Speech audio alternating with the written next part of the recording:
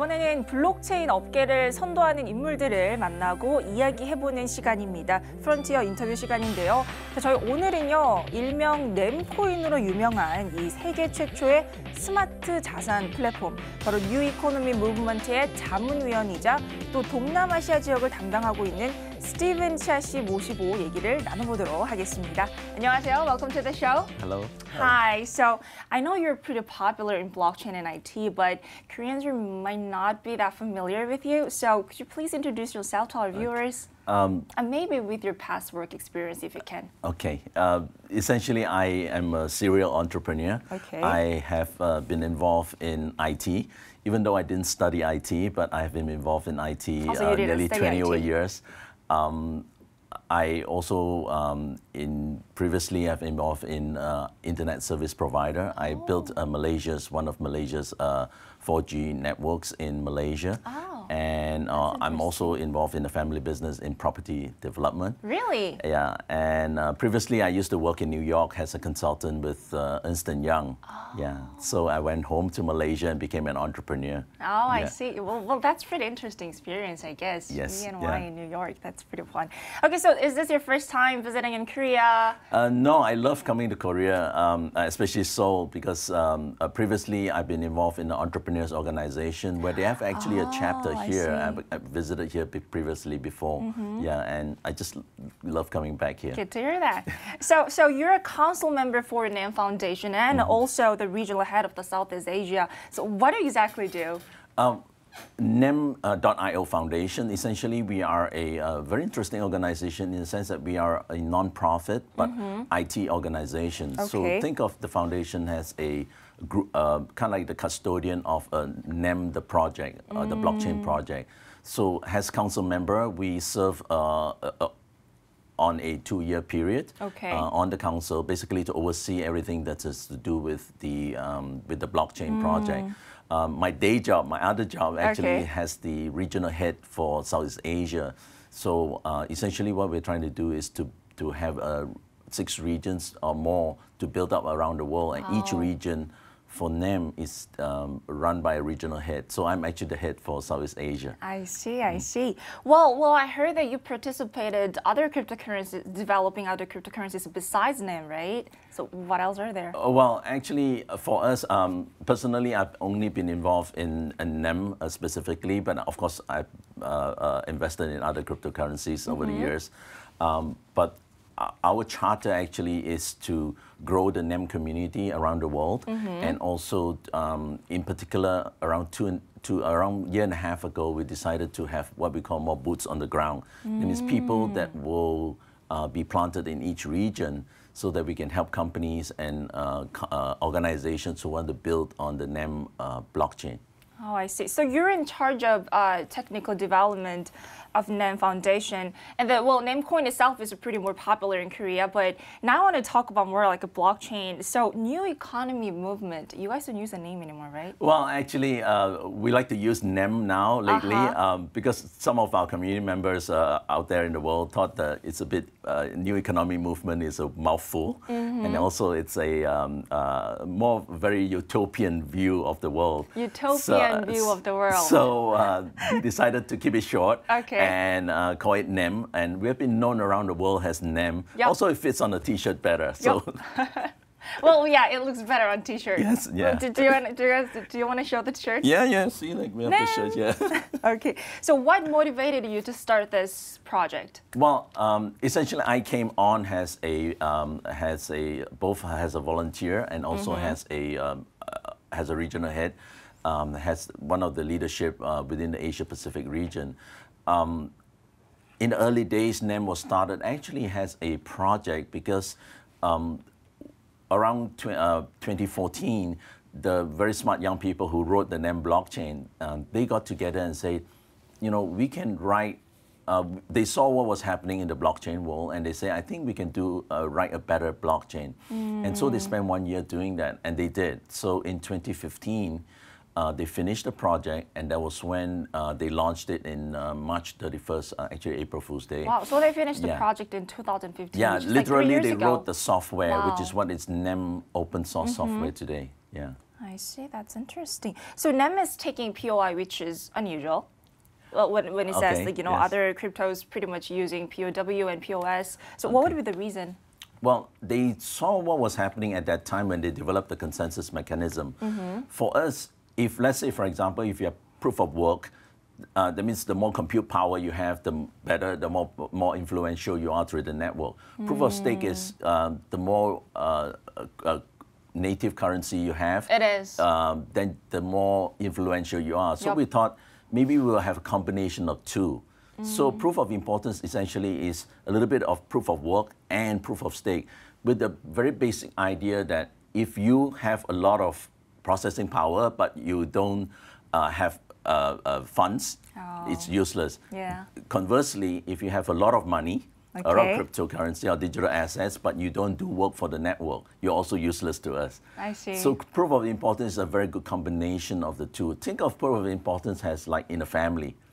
You have the grandfather, the father, the mother, and the children, right? Yeah. They all have different importance, So basically, that importance score is what determines your role within the NEM blockchain network.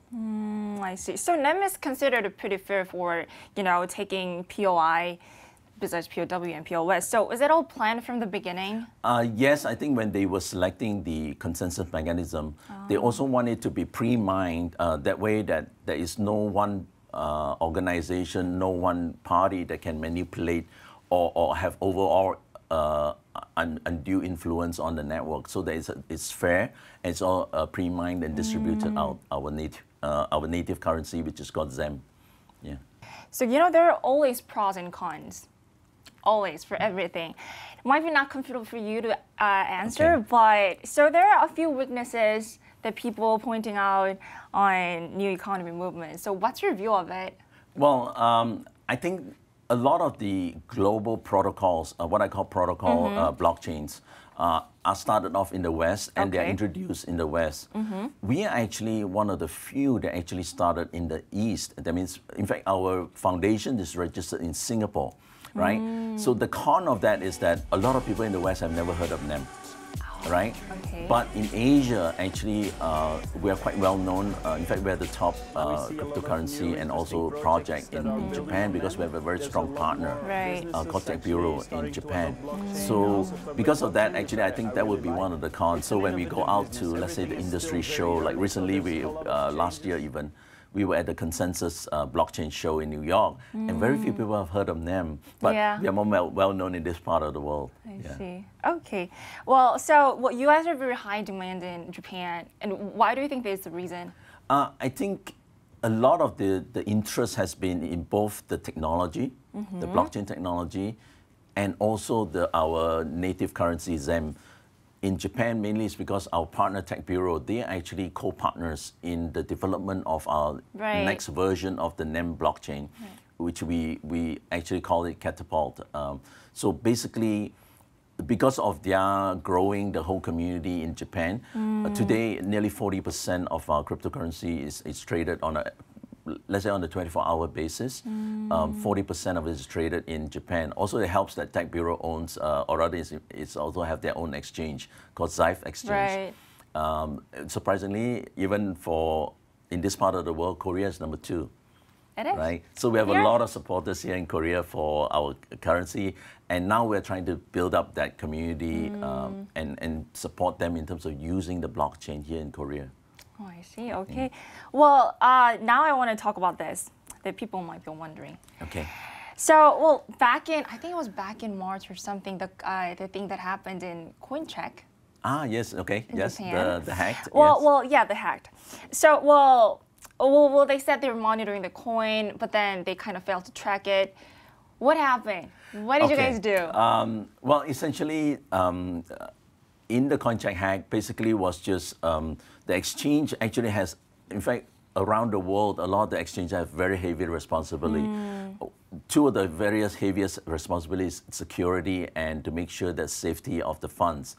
In this case, CoinCheck actually did not employ some of the security measures that they should have. That's the reason why the hack happened. Of course, the funny thing was moment the hack happened, everybody knew who was the NEM then, right? But we tried to help because what we did was we actually have a mechanism to tag the wallets that had the stolen funds. So we started doing that and helping CoinCheck to do that. And we did it for a couple of months, and this is all by our volunteers in our community. They did that. They did that very well, and we saw exactly where the funds were being sent also. So in this case, the onus or the responsibility still rests with all the exchanges around the world to do something about it once they receive the stolen funds. Right. So in this case, I think it was a combination of the authorities that need to follow up, people that are in the Interpol and all that. So we handed off that responsibility to them, but we assisted them with the tracking and all that. But in a sense, actually, the funds were still circulating within the NEM, within the exchanges. And after a few months, we actually had to stop that tagging because of that, because innocent wallets were getting tagged because honestly, the hacker did one better. They started sending some of the currency stolen funds to innocent wallets. Yeah. So we literally, rather than create a very embarrassing situation for exchanges and for wallet holders, we decided to actually power down that tracking for the CoinCheck Hack. And basically, the responsibility was back to CoinCheck to actually do the follow-up and work with the authorities, because after all, the funds stolen were the funds that were held by them in their exchange. I guess the advice that we had is actually for all exchanges to keep very good records and have a very high excellence of security when they run the exchange business. That to me is one of the most important things if you're running an exchange business. Yeah. Okay, I see. So 6% of the coins are lost, I heard. Is it all gone? Well, actually, no. They are still in circulation. They are not burned or anything like that. They are actually part of the 9 billion that are still in circulation in the ecosystem. Okay. On the NEM blockchain. I see. So now let's move on to Korea then. You guys are listed in Bithumb? Yes, yes. After the update. So what's your view of the Korean market? Well, I think it's coming back here is interesting because for a long time, our Vice President, Jeff McDonald, he's actually based here in Korea, but also his role is international. So what we decided to do was actually to have a full team here. And Jeff actually recently went back to America to kind of look after that region also a little bit. And what we decided to do was actually to build a full team, full-time here to engage with the government, with the corporate, and also to help with the ecosystem of people who want to build on the NEM blockchain. I see. But what about your view on blockchain industry then, in general? Actually, it's a very fast-moving industry. It is. And I myself have been involved in it maybe a year and a half. But it's like a lifetime almost, you know. But I think it's a lot of growth. And I think where the exciting part for blockchain is when you have companies who have a problem that can be solved with blockchain, the technology. That's why all around the world, in all the NEM meetups and all the NEM meetings that we do, we try to concentrate on how can companies or governments use the technology for good to maybe solve a particular problem within their industry or within their ecosystem. And the other thing that I'm very passionate about is about increasing the adoption of blockchain in various industries. So that to me is that's what blockchain is meant for, right? I see. So what's other future plans that NEM has for this year? Okay, for this year, actually we want to build a small team here. Okay. At the same time to integrate them with what we're doing around the region and to engage with the corporate and also to grow more blockchain developers here. In fact, recently we had a meeting with an accelerator incubator called Foundation X. They are actually going to partner with us to develop the ecosystem to train more blockchain developers. Because we know that if you have more blockchain young people who know how to program in blockchain as a developer, they can help have more use cases and more companies can grow out of that, right? At the same time, this young group of people, after you train them in blockchain, they can help companies or governments to solve some of the issues in the various industries. I see.